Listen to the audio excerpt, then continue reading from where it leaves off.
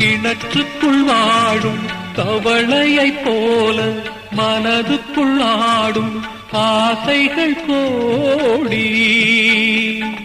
கண்கெட்ட பின்னே சூரிய உதயம் எந்த பக்கம் ஆனால் எனக்கென்ன போடி.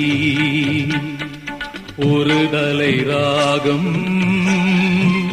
எந்த வகையினில் சாரும் அவள் இரக்கத்தை தேடும் என் மனம் பாடும்.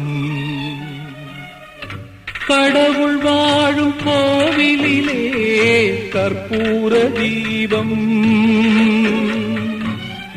கலை இழந்த மாடத்திலே முகாரி ராகம், முகாரி ராகம்.